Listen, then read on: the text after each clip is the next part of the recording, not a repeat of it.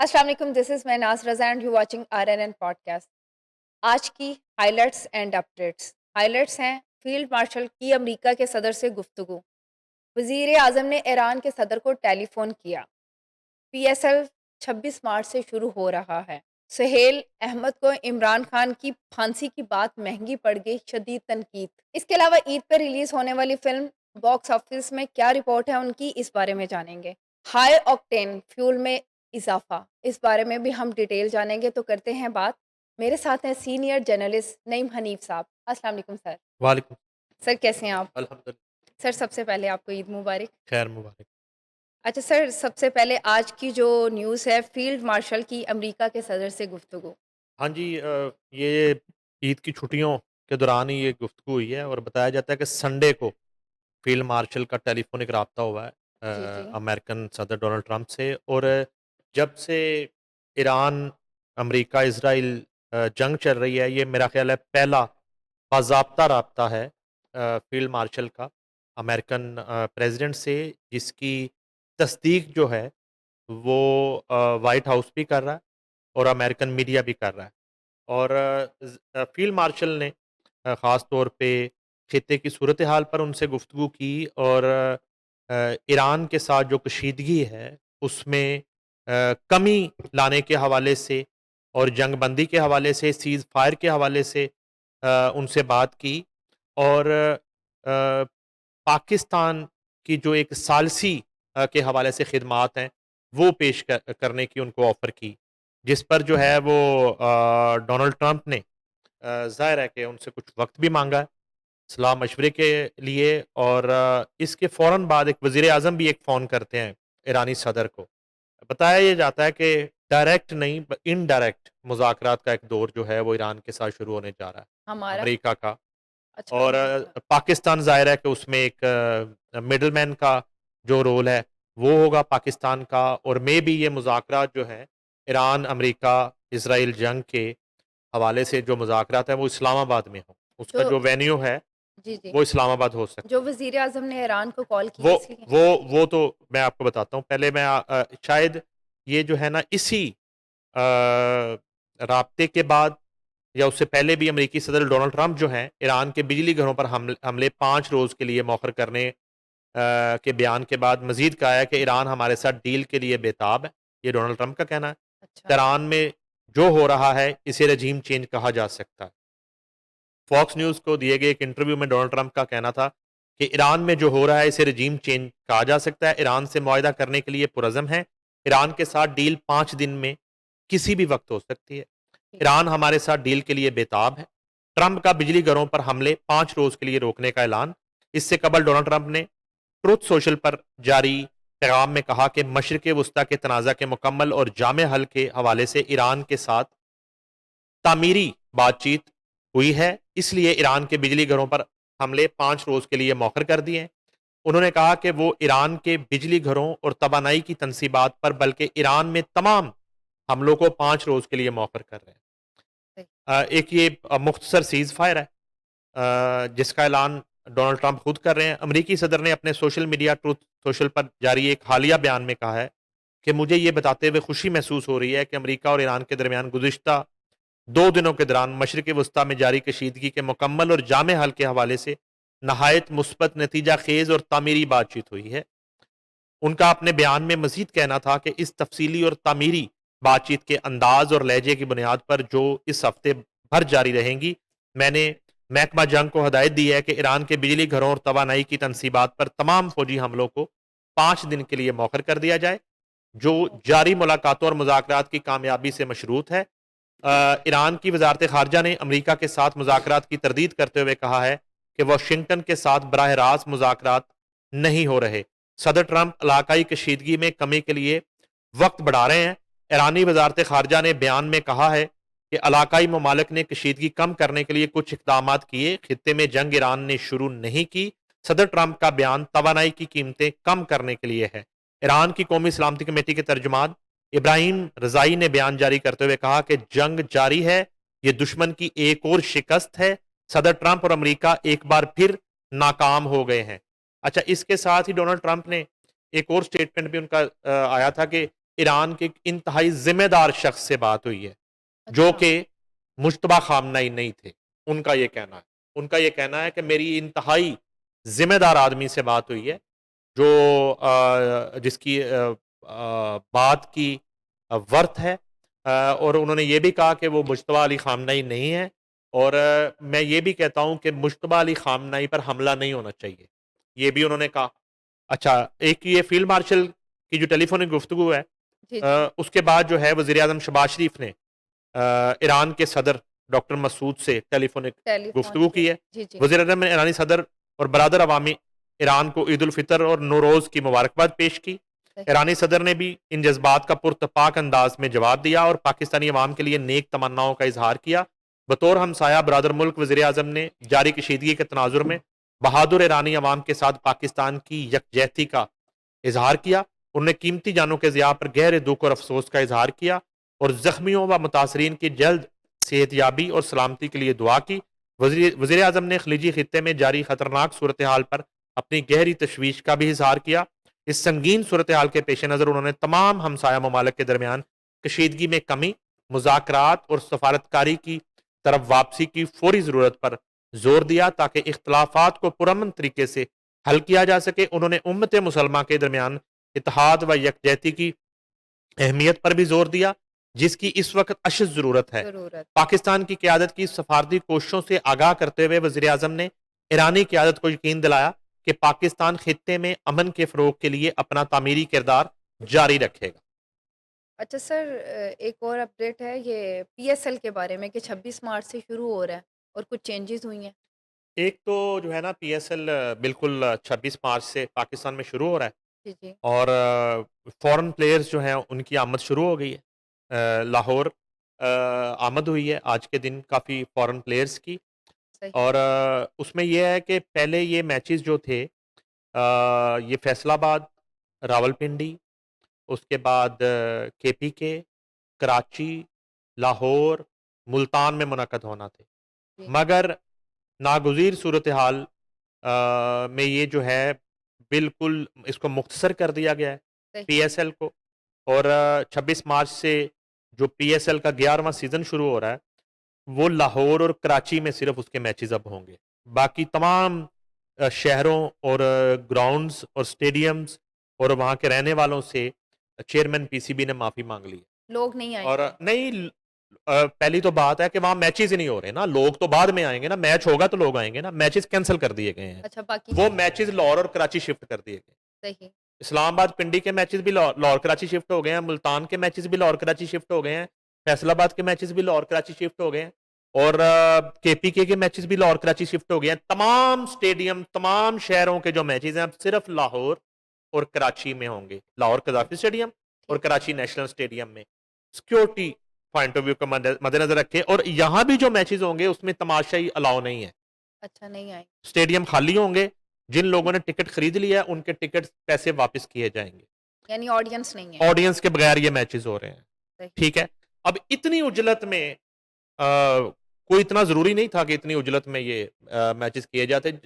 यानी कि जिन मैचेस में क्राउड ही नहीं है, टिकट्स। उसमें तमाशा ही नहीं है, उसमें कोई रौनक ही नहीं है, कोई क्रिकेट का मेला ही नहीं है, लोगों का एक पीएसएल फेस्टिवल जिसको हाँ, बन हाँ। चुका है, लोग उसको एन्जॉय ही नहीं कर तो सकते। कैंसल होना तो चाहिए। उसको जो है ना इतनी उजलत में मैं नहीं समझता कि आगे वो कहते हैं विंडो नहीं है, वो विंडो तो खुलती रहेंगी। विंडो हाँ। जब अमन सलामती होगी तो विंडो खुलती रहेंगी। आप 1 साल में 2 पीएसएल भी कर सकते हैं, कोई इसमें ऐसा पहले भी आपने किए हैं। और होना कोरोना चाहिए। कोरोना कोरोना के दौर में आपने किए हैं ना, जी, जी। पिछले मैचेस कंप्लीट किए हैं और फिर आपने अगला पीएसएल शुरू किया था। तो ये एक इंतहाई जिसको कहते हैं फीका किस्म का पीएसएल होने जा रहा है। हुँ, ये हुँ। सिर्फ और सिर्फ पीएसएल अब रह गया है फ्रैंचाइज़ ओनर्स और पीसीबी का कारोबार की हद तक महदूद होके रह गया है। कि वो जो है ना ब्रॉडकास्टर से और जो है ना वो स्पॉन्सरशिप के ज़रिए वो पैसा इकट्ठा कर लेंगे। लेकिन एक जो क्रिकेट लवर है, जो क्रिकेट का शायक ही। शायक है, हाँ। वो अब स्टेडियम में जाके उस तरह से ना जो है ना वो बाजे बजा सकता है, ना सीटियाँ बजा सकता है, ना अपने मनपसंद प्लेयर्स को बराह रास्त जो है ना वो सामने मैं पहली बार सुन रही हूँ देख ऐसा। सकता है। तो इस तरह कोरोना में तो समझ आता था, हाँ, हाँ। ठीक है? और अब एक जंगी कोरोना की सूरत हाल है यहाँ पर। शायद इस वजह से और दूसरी सूरत हाल जो है वो मे बी उसका बैकग्राउंड जो है वो पेट्रोल की जो किल्लत है, जी, उसकी ये भी वजह हो सकती है। अदरवाइज़ कोई वजूहात बहुत ज़्यादा उन्होंने अपनी प्रेस कॉन्फ्रेंस में बयान नहीं की। सही। उन्होंने ये कहा है कि बहालत मजबूरी हम इसको करने जा रहे हैं, हालाँकि ऐसी कोई मजबूरी नहीं है। नहीं, हुन ये तो आप पाकिस्तान के शायकीन के लिए कर रहे हैं ना, तो पाकिस्तान के शायकीन से आप पूछें तो वो कहेंगे कि जो मौजू डेट्स होंगी उसमें करें जाके आप इसमें ना करें।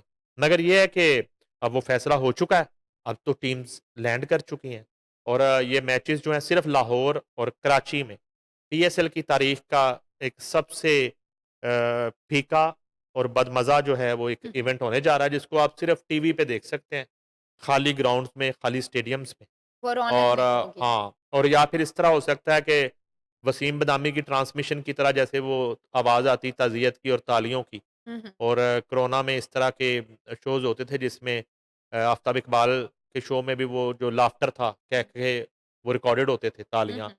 तो कम से कम इस तरह कर लें कि क्लैप रिकॉर्ड कर लें 10-15 हज़ार बंदे की, और जो है ना उनका शोर रिकॉर्ड कर लें, जब चौका-छक्का लगे, तो स्टेडियम में आप साउंड के ऊपर वो तालियाँ जो है ना गायबाना क्लैप जिसको कहते हैं, गायबाना क्लैप। मुझे तो लगता है बहुत बोरिंग और हाँ, जॉब गायबाना होगी। तालियाँ, गायबाना जो है ना वो एप्रिसिएशन, गायबाना सीटियाँ, तो वो बजाएँ जैसे वो वसीम बदामी की रमज़ान ट्रांसमिशन में होता है ना, हुँ। वो कोविड से शुरू हुआ था उन्होंने, तो पहले वो ऑडियंस होती थी ड्रामाटिक सी हो जाएगा। सेट पे, अब वो ऑडियंस कोविड की वजह से नहीं आती थी, अब वो उन्हें उसी में मज़ा आने लग गया, तो उन्होंने वो रिकॉर्डेड ही चलाना शुरू कर दिया। वो किसी सवाल पे एप्रिशिएट करना है, तो वो उसी तरह रिकॉर्डेड आवाज़ चल जाती है। तो ये है कि स्टेडियम में पीसीबी रिकॉर्डेड क्लैप जो है, वो चला सकता है, रिकॉर्डेड शोर चला सकता है, लेकिन हाँ, सीटों पे तस्वीरें लगा सकता है लोगों की, ठीक है?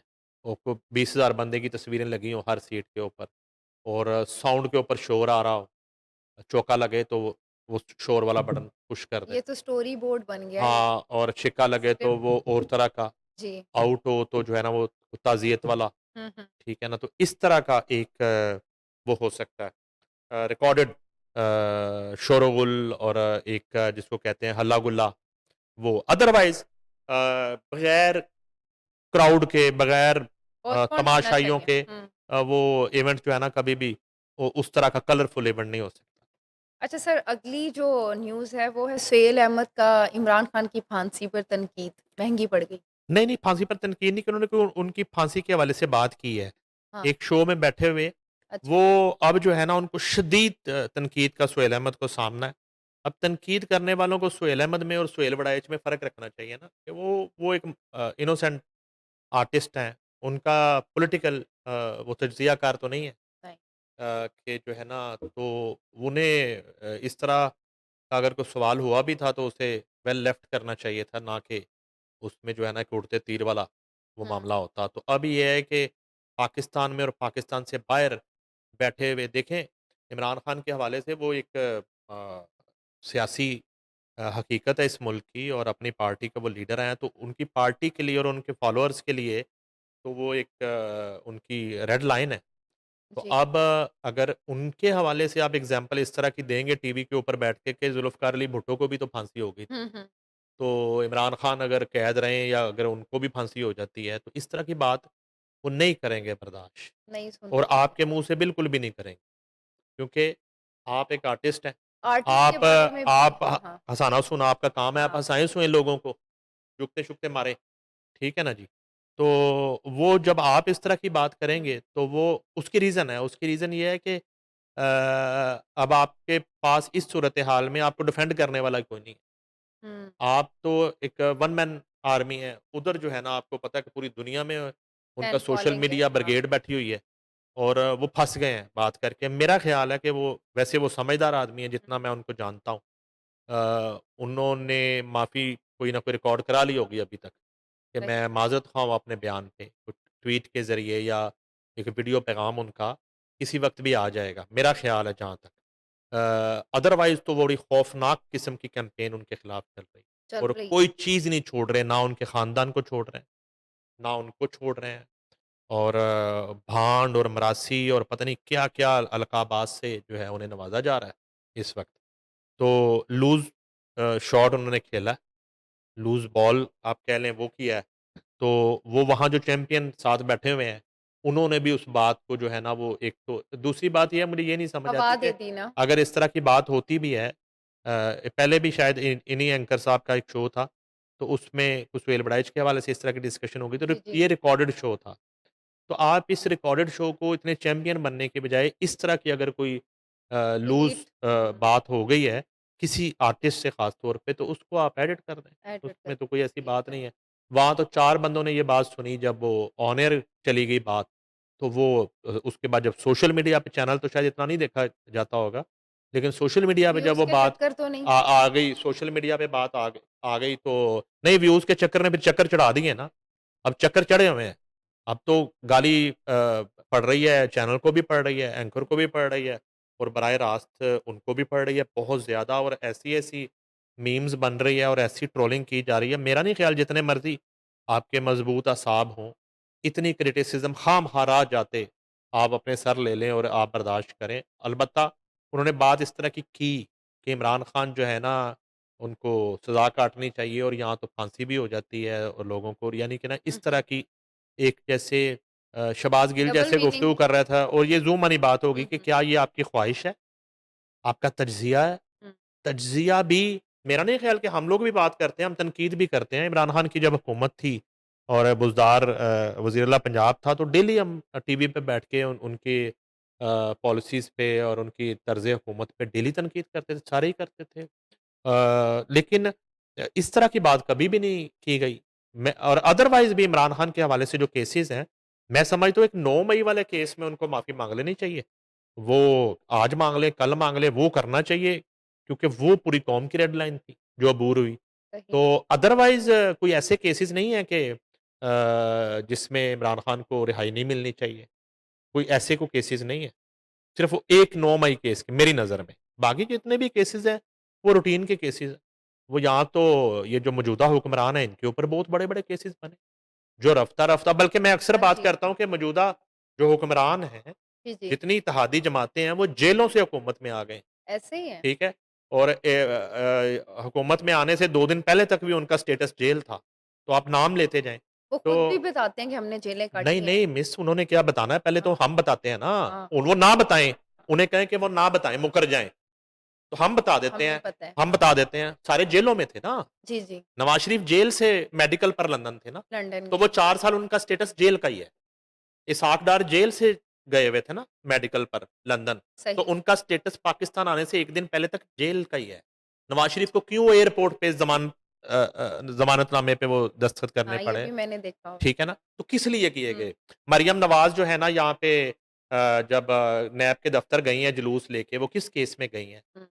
सलमान शहबाज़ ले लें, हमज़ा शहबाज़ ले लें, शहबाज़ शरीफ ले लें, मनी लॉन्ड्रिंग के केसेस थे, ठीक है? ट्रू। कहने का मकसद है कि वो ना बताएँ हमें, हम बता रहे हैं कि मौजूदा हुकूमत जेलों से ही हुकूमत में आई है।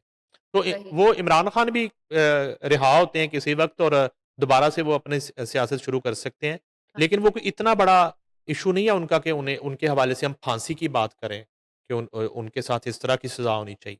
और जो आप ज़ुल्फ़िकार अली भुट्टो की बात करते हैं, वो भी 40 साल बाद अब साबित हो गया कि उनको फांसी की सज़ा जो है, मिलीभगत से सुनाई गई थी। मौज़ूद सुप्रीम कोर्ट ने जी, जी। उस फैसले को कालादम करार दे दिया, जी। ठीक है? लेकिन वो कत्ल के मुकदमे में 109 में मशवरे में उनको फँसाया गया जिससे उनको फांसी हुई। तो ये भी अलबत्ता मालूम है आज हर बच्चे हाँ, को तो हिस्ट्री। सुहेल अहमद जो है ना, हाँ, वो उन्हें चाहिए कि वो इस माफ़ी मामले से ना जो है माँगे। ना वो दूर ही रहें। वो चूँकि उनका काम नहीं है, वो सियासी तज्ज़ियाकार है नहीं हाँ, हाँ। और ना ही उन्हें जो है ना वो उस तरह कभी वो बात करें तो उनकी बात को उस तरह एप्रिशिएट किया जाता है। तो अलबत्ता ये एक मामला है और बदकिस्मती ये है कि उनके लिए कोई बात ही नहीं कर रहा। एक होता ना कि उन्हें को डिफेंड करने के लिए। हुँ, हुँ, अब उन्होंने भी 2 दिन में ये ऑन एयर होने के बाद प्रोग्राम ये टेम्परेचर देख लिया होगा। हुँ। कोई सिंगल बंदा मैंने नहीं देखा उनके लिए बात करता हुआ। 1000 से ज़्यादा तनकीद, ट्वीट हाँ। और टिकटॉक गुज़रे होंगे मेरी नज़र से। फ़ोन खोलें तो टॉप ट्रेंड जो है ना वो जी, जी। सुहेल अहमद है और उन्हें अब्यूज़ किया जा रहा है और उनके हवाले से अजीबो-गरीब तरह की गुफ्तगू की जा रही है, उनकी फैमिली के हवाले से अजीबो-गरीब तरह की गुफ्तगू की अच्छा सर, एक और ज़रूरी खबर जो ईद पर हमारी मूवीज़ रिलीज़ हुई हैं, बॉक्स ऑफिस में इनकी क्या रिपोर्ट? अच्छा, ईद पर जो है ना रिपोर्ट सारी फ़िल्मों की एक सी होती है, सही। ठीक है? अब सिंगल सिनेमे का ट्रेंड नहीं है, सिंगल सिनेमा कहते हैं 700-800 सीट का सिनेमा, हुँ, जो फुल हो तो हम कहते हैं हाउसफुल है। हाँ, अब ये तो तो 50-50, 60-60, 70-70 सीट वाले इतना ही है। हॉल हैं। तो लोग ईद पे फैमिलियों के साथ पिकनिक मनाने निकले होते हैं, उन्होंने फ़िल्म देख लेते हैं। इन फ़िल्मों का पता चलेगा आज के बाद, ठीक है? जब वर्किंग डे स्टार्ट हुआ है, अगला वीकेंड कैसा गुज़रता है और उससे अगले वीकेंड तक पता चलेगा कौन-सी फ़िल्म जो है ना, दूसरे लफ्ज़ों में कहते हैं कि खड़ी हुई है और कौन-सी फ़िल्म जो है ना गिर गई। फ्लॉप ठीक हो है जी? गई। अब ये है कि ये 3 फ़िल्में रिलीज़ हुई हैं बुल्ला, आग लगे बस्ती में, दिल्ली गेट। दिल्ली गेट का तो डेलीगेट। मैंने नहीं सुना पूरी ईद पे कोई ऐसा, कहीं से जी, आवाज़ नहीं आई। इन 2 फ़िल्मों की आवाज़ आई है, बुल्ला सबसे ठीक है? बुल्ला और आग लगे बस्ती में। अच्छा, शान की चूँकि बड़े अरसे बाद फ़िल्म आई और शान की बड़ी स्क्रीन की एक अपनी ऑडियंस, जी, वो क्राउड शान को देखने आता ही आता है ईद। तो कैम्पेन्स भी खूब किए इन्होंने। अब फ़िल्म वो खड़ी होगी जिसके अंदर कंटेंट हो, जिसके अंदर कहानी होगी।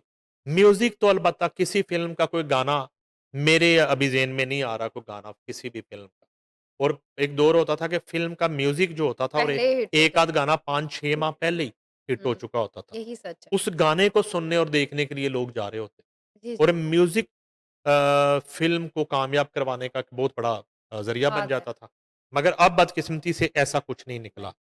अब आग लगे बस्ती में वो उसका नाम ही शुरू से मुझे एक बददुआ जैसे होती है, हुँ, किसी को हुँ, बददुआ देने की आग लगे तन, हुँ, तो नाम ही गलत रख लिया उन्होंने, ठीक है? सही। और बस्तियों के लिए तो दुआएँ होनी चाहिए ना, तो ये बददुआ है कि बस्ती को आग ही लग जाए, जल जाए बस्ती। तो इधर बुल्ला वाला मामला है, बुल्ला से कितना इंसाफ किया गया है, वो अब डिपेंड करता है। ईद के रश में तो फेस्टिवल में तमाम हाँ, जगह ही हर रश कोई नज़र आया है जाता है। हाँ। आता है।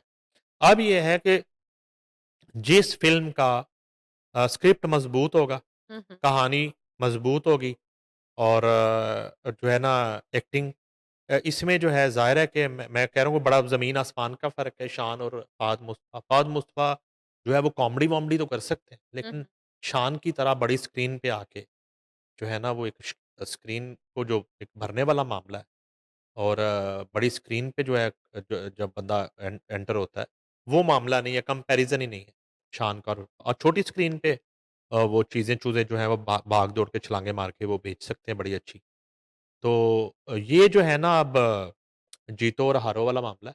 सही। अब डिपेंड करेगा 1 माह तक ये नहीं, नहीं, नहीं, नहीं, नहीं, एक 1 वीक में पता चल जाएगा। सही। बड़ी फ़िल्में ऐसी हैं जिनका जो ना त्योहार पे तो एक रश जो ले रही होती हैं, उनका पता 10-15 दिन बाद चलता जा शुरू में बज़ाहिर यही लग रहा होता है, जैसे चूड़ियाँ बनी, टाइटैनिक रिलीज़ हुई और चूड़ियाँ सामने लगी थी। तो शुरू में प्रोड्यूसर भी परेशान थे, डायरेक्टर भी सैयद नूर भी परेशान थे। लेकिन उसके बाद 2 हफ्ते के बाद वो फ़िल्म ऐसी खड़ी हुई कि फिर जी, ना जी, उसके सामने कोई टाइटैनिक ठहरी, ना उसके सामने कोई फ़िल्म ठहरी और कई साल तक जी। कंसेक्टिव उस फ़िल्म की नुमाइश। उसके सॉन्ग्स भी बहुत अच्छे थे। तो वही कह रहा हूँ ना उसका म्यूज़िक अच्छा था। तो अब ये है कि बनिस्बत सुना है कि बुल्ला की हुँ, आवाज़ हुँ। मार्केट में जो है ज़्यादा अच्छी है और जितनी क फ़िल्म की ऑडियंस बची-खुची ऑडियंस जो रह गई है, जी, जी। वो एक फ़िल्म को बार-बार जब ऑडियंस देखती है, जी, जी। एक ही फ़िल्म बीन जब बार-बार एक फ़िल्म को देखता है, तभी वो फ़िल्म हिट करार पाती है। एक दफ़ा देखने से जितनी ऑडियंस हमारी बची है। मीन इंटरेस्ट एक शो हाँ, होता है। एक हाँ, फ़िल्म को एक दफ़ा अगर एक ऑडियंस देख रही है और रिपीटेडली नहीं देख रही, उस फ़िल्म को कामयाब फ़िल्म नहीं कहा जाता। सही। अलबत्ता बुल्ला कोई इतने बड़े बजट की फ़िल्म और दोनों ये नहीं लगती मुझे और जहाँ तक बात है ना कि फ़िल्म ने अपने पैसे पूरे कर लिए, इसकी जो आवाज़ आती होती है, वो मेरा ख़्याल है बुल्ला ईद के दिनों में कर चुकी होगी। अच्छा सर, इसके अलावा लास्ट खबर है हाई ऑक्टेन फ्यूल की कीमतों में इज़ाफ़ा। अच्छा उसमें ये है कि पेट्रोल की कीमतों के हवाले से तो पूरी कौम ही जो है वो रात को सोते हुए दुआएँ माँग के सो रही होती कि पता नहीं क्या अनाउंसमेंट हो जाएगी रात को बहुत 12 बजे के बाद। जी, टेंशन अब ये है कि ईद के दिनों में हाई ऑक्टेन फ्यूल पर पेट्रोलियम लेवी में इजाफे के फैसले के तसलसल में वज़ीर-ए-आज़म का एक और अहम फैसला, सरकारी गाड़ियों में हाई ऑक्टेन ईंधन के इस्तेमाल पर पाबंदी आयद कर दी गई। इस पाबंदी का इतलाक फिल फौर होगा अगर किसी भी सरकारी महकमा की गाड़ी में हाई ऑक्टेन ईंधन का इस्तेमाल नागुज़ीर है, तो इस्तेमाल करने वाला अपने ज़ाती जेब से इस्तेमाल कर सकता है। उसके बाद सरकारी खर्च पर हाई ऑक्टेन के इस्तेमाल पर सख्त पाबंदी आयद कर दी गई है। वज़ीर-ए-आज़म इस फैसले का मकसद कौमी वसाइल के मौसर और ज़िम्मेदाराना इस्तेमाल को यकीनी बनाना है। वज़ीर-ए-आज़म ने हदायत की कि तमाम वफाकी महकमे, अथॉरिटीज़ और ज़ेली इदारे इस फैसले पर फौरी और मुकम्मल अमल दरामद को यकीनी बनाएं। याद रहे कि इससे पहले सरकारी गाड़ियों के ईंधन पर 50% कटौती का इतलाक पहले ही हो चुका है। इसके साथ साथ 60% सरकारी गाड़ियों को ग्राउंड किया जा चुका है। अवाम को रिलीफ देने के लिए और सस्ता तेल फराहम करने के लिए इन इकदामात के जरिए की गई बचत को इस्तेमाल किया गया है। उन्होंने कहा कि कफायश शारी की पॉलिसी पर सख्ती से अमल करते हुए गैर जरूरी अखराजात में कमी लाना वक्त की अहम जरूरत है। इस इकदाम से हुकूमती अखराजात में कमी आएगी और अवामी वसाइल का बेहतर इस्तेमाल मुमकिन होगा। वज़ीर आज़म ने मुतल्लका हुकाम को हदायत की कि इस फैसले की निगरानी के लिए मौसर निज़ाम वज़ा किया जाए और खिलाफ वर्जी की सूरत में सख्त कार्रवाई अमल में लाई जाए। ये थी हमारी आज तक की सारी न्यूज़ अपडेट। मिलती हूँ आपको अगले शो में इसी टाइम पे। अल्लाह हाफ़िज़।